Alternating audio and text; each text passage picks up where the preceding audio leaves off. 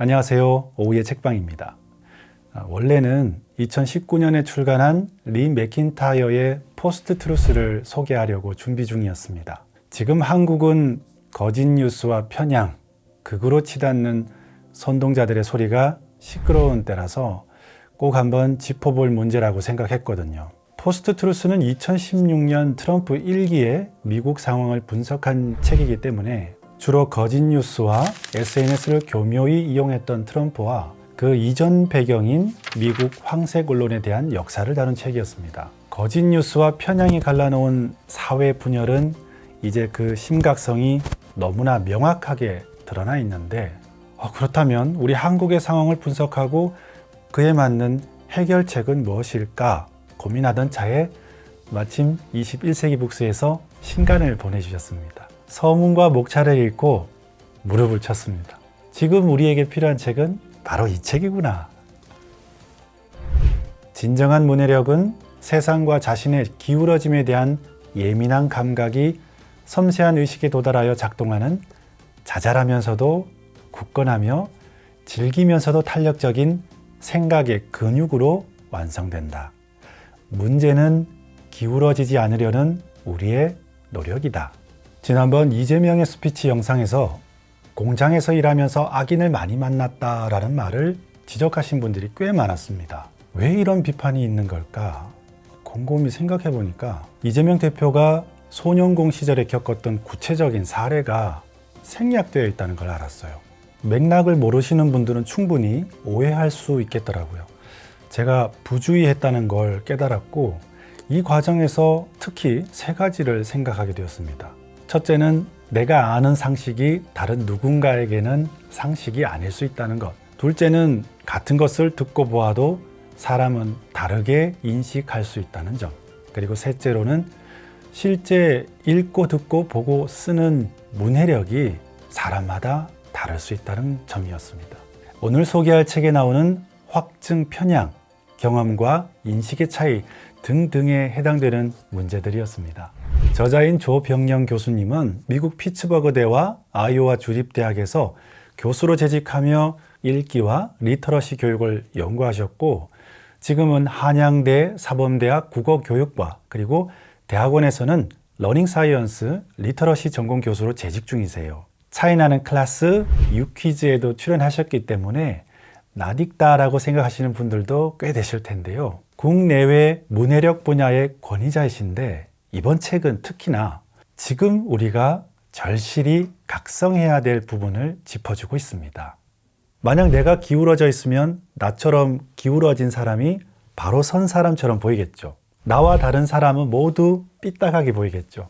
우리 모두가 각자의 경험이 다르고 편향이 있기 때문에 어느 쪽으로든 조금씩은 기울어져 있겠죠. 그래서 이 책의 제목이 기울어진 문해력입니다. 거짓 뉴스는 몇몇 사실들을 그럴듯한 논리와 상관관계를 엮어서 진실처럼 포장합니다.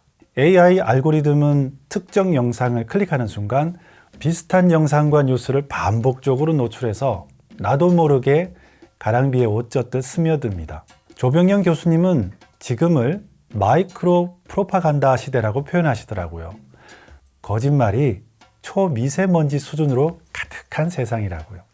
그렇다 보니까 거짓으로 만들어진 세상을 살아가는데 큰 불편함을 못 느낍니다.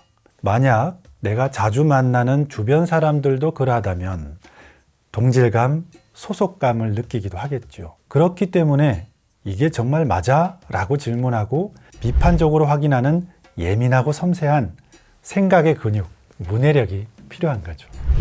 이 책은 단순히 글을 읽고 쓰고 이해하는 좁은 의미의 문해력뿐만 아니라 우리의 생각, 인식, 세계를 바라보는 관점, 디지털 시대의 지식과 정보가 이루는 네트워크, 그리고 사회적 존재로서 우리가 읽고 이해한 것을 실천하는 것에 이르기까지 넓은 의미로 문해력을 설명해주고 있습니다. 자, 이 기울어진 문해력을 어떻게 하면 바로잡을 수 있을까요? 제가 이 책을 읽으면서 이야기하고 싶은 문장이 나올 때마다 이렇게 딱지를 붙였어요. 굉장히 많죠. 이렇게 좋은 책입니다. 고르고 골라서 저자가 알려주는 솔루션 딱 3가지만 뽑아 대한민국의 상황을 예시로 풀어가 보겠습니다. 첫 번째 솔루션은 천천히 읽기, 다시 읽기입니다. OECD에서 실시한 국제 성인 역량 평가에서 한국 성인 문해력 점수는 참가한 31개국 중에서 22등, 500점 만점에 평균 점수도 못 미치는 249점을 받았다고 해요. 그런데 최고 수준인 핀란드는요, 296점이었대요. 100점 만점에 60점도 안 되는 낙제 점수인 거죠. 문해력 문제는 한국만이 아니라 전 세계의 문제라고 할 수 있습니다. 그러면 뭐 괜찮나 한국은? 아니요. 여기 한 가지 섬뜩한 지점이 있어요. 한국이 2012년 1차 조사에 비해서 고등교육 이수자의 문해력 점수가 20점 이상 큰 낙폭으로 떨어진 나라 중에 하나였답니다. 우리 교육이 지금 뭔가 잘못된 방향으로 가고 있다는 걸 보여줍니다. 책 제목처럼 문해력이 우리 사회의 편향과 관련이 있다고 본다면 지금 무언가 변화가 시작되지 않으면 그 기울어짐의 정도가 앞으로 더 심해지겠죠. 독서량도 양극화가 심해지고 있습니다. 성인 10명 중 6명이 1년 중 한 권도 안 읽는 반면에 애독자는 월 3권에서 4권, 심지어는 10권 이상 읽는 분들도 있습니다. 부익부 빈익빈, 가난한 자는 더 가난해질 것이요 부유한 자들은 더 부유해질 것이다. 문해력의 마태 효과라고 합니다. 대학에서 요구하는 문해력은 다양한 정보를 종합하고 통섭해서 새로운 의미를 찾는 문해력입니다. 깊이 읽고 통섭하는 문해력이 필요하겠죠. 그런데 막상 대학 수능 시험의 읽기는 제한 시간 안에 빨리 읽는 능력을 요구합니다. 게다가 오지선다 정답을 고르는 객관식입니다. 하지만 살아가면서 우리가 부딪히는 대부분의 문제는 주관식이고 상황은 또 계속해서 변하잖아요. 칼 포퍼가 말하듯 삶은 문제 해결의 연속입니다. 문제 해결을 위한 문해력이 필요하겠죠. 자, 어떻게 읽어야 할까요? 조병현 교수님은 책의 2장에서 잠깐 읽기를 멈추자, 그리고 다시 읽고 느리게 읽자고 말합니다. 너무도 빠른 세상에서 다시 읽기란 어떤 의미를 가질까요? 다시 읽는다는 것은 내가 무엇을 이해하고 이해하지 못했는지에 대해서 성찰할 수 있다는 뜻입니다. 우리 삶도 그렇잖아요. 뭐든 빨리빨리 건강이 무너지고 관계가 무너지고 나서야 문득 내가 왜 이렇게 살아가고 있지? 내가 왜 이러지? 그럴 때 잠깐 멈추고 나를 돌아보듯이 읽기도 마찬가지라고 해요. 글을 읽고 쓰고 소통하고 협력하고 내 기분과 감정을 나누고 이 모든 걸 한 번에 빨리 처리하기보다 천천히 의식적으로 노력을 들이고 2번, 3번 곱씹어보는 자세가 필요하다고 해요. 맞아요. 분명히 이렇게 읽으면 텍스트 뒤에 숨겨진 의미나 말하는 사람의 의도나 보이지 않던 것까지, 들리지 않던 것까지 들리고 내가 왜 글을 읽는가 그 의미를 다시 발견하게 될 것입니다. 두 번째 솔루션은 비판적 읽기입니다. 디지털 AI 시대에 우리에게 정말 필요한 문해력은 비판적 문해력이라고 해요. 지난번 김지원님의 책을 소개하면서 인터넷, 유튜브나 인스타 같은 뉴미디어를 통해서 정보를 얻는 것이 일상화된 시대라는 것을 저희가 짚었습니다. 즉 우리는 텍스트를 읽지 않는 것이 아니라 텍스트의 물성이 바뀐 시대에 살아가고 있다는 거죠. 그러면서 동시에 질 낮은 텍스트, 거짓 뉴스, 짜집기한 글들이 넘쳐나고 있다는 것. 그렇기 때문에 역설적으로 다시 책으로 돌아와야 할 필요성을 강조했죠. 조병현 교수님은 여기에 더해서 그렇다면 사람다운, 인간다운 읽기란 뭘까라고 질문해요. 사람보다 더 빨리, 더 많이 읽는 AI 시대에 인간다운 읽기란 의식하고 성찰하는 읽기, 천천히 생각하면서 몰입하는 읽기가 가장 좋은 방법이라고 제안합니다. 영상 미디어 시대는 텍스트의 물성이 굉장히 복잡해요. 소리, 그 다음에 영상, 유튜브와 인스타, 틱톡 같은 뉴미디어는 메시지를 전달하는 방식과 의도가 다 다릅니다. 진짜보다 더 진짜 같은 가짜가 넘쳐나는 포스트 트루스 시대에 진실을 찾기란 점점 더 어려워져 가고 있죠. 저자는 새로운 시대에 맞게 새로운 문해력이 필요하다고 강조합니다. 지난 40억 년의 생물학적 진화 과정에서 인간이 이룩한 가장 인간다운 성취란 의식하는 뇌라고 해요.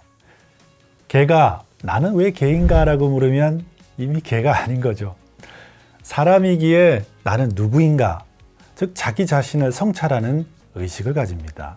저자는 인간 문해력의 본질은 스스로에 대해 생각하고 그 생각을 조절하고 상황과 목적에 따라 때로는 완전히 새롭게 생각을 전환하는 의식성이라고 해요.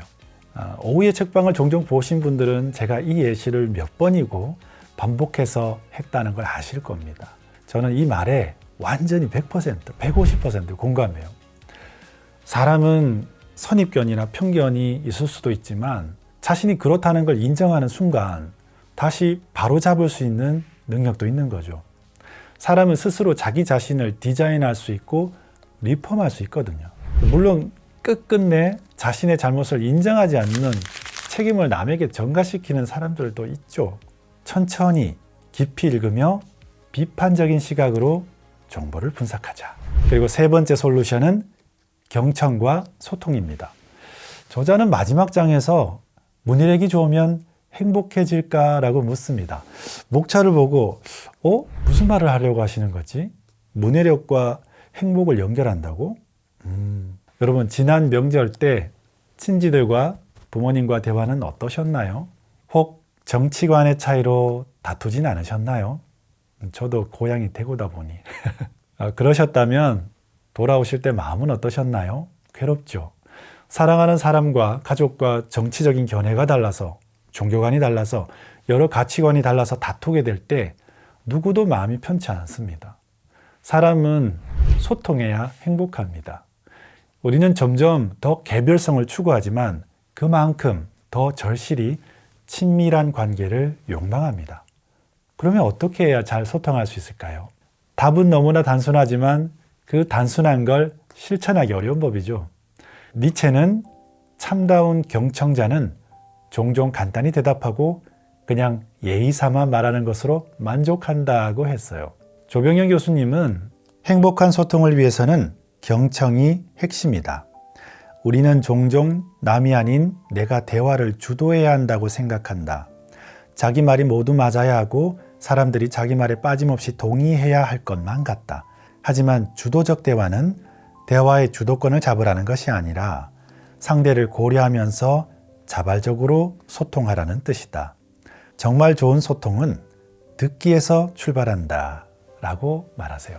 텍스트란 인류 문화, 문명, 사회의 결과물이고 텍스트를 읽는 것은 사회적 소통의 실천이라고 정의해요. 한 사람의 인생은 한 권의 책이다라는 비유를 자주 하잖아요. 독서나 대화나 나와 타인이라는 서로 다른 우주가 교집합을 찾고 공집합을 만들어갈 수 있게 해주는 지혜는 경청이란 아주 단순한 지혜인 것 같습니다. 나와 다른 생각을 경청하는 것은 정말 어려운 일이죠.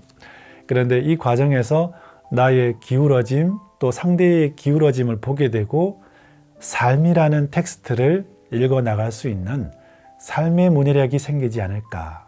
젊음의 가장 큰 장점은 유연함입니다. 생각의 유연함을 가질 때 삶도 젊어지는 게 아닐까요? 반대로 생각이 굳어버리면 그 사람은 이미 이렇게 책을 요약하면서 제 생각을 덧붙이며 마무리할까 해요. 저는 요즘 리더란 어떤 사람인가 라는 화두에 대해 많이 고민하고 있어요. 문해력과 리더는 또 어떤 관계가 있을까 생각해 보았습니다. 주역 개사전에 관어천문 찰어지리라는 구절이 있는데요. 여기에서 관찰이란 말이 유래됐습니다. 복희께서 하늘을 우러러 문을 보고 아래로는 땅의 이치를 살폈다라는 이야기인데요. 그런데 천문에 왜 그럴 문자를 사용했을까요? 문이란 문의, 패턴, 질서를 읽는다는 뜻입니다. 천문이란 하늘의 변화 운행을 살펴서 우주 변화의 법칙, 체계, 하늘에 새겨진 질서를 읽는다는 뜻이겠죠. 천문을 자연의 문해력, 지리를 공간의 문해력, 인사를 인간과 사회적 문해력이라고 정리해 볼 수 있을 겁니다. 결국 지도자란 하늘의 뜻과 땅의 이치를 깨닫고 인간의 마음과 사회의 흐름을 꿰뚫어 볼 수 있어야 한다는 뜻이겠죠.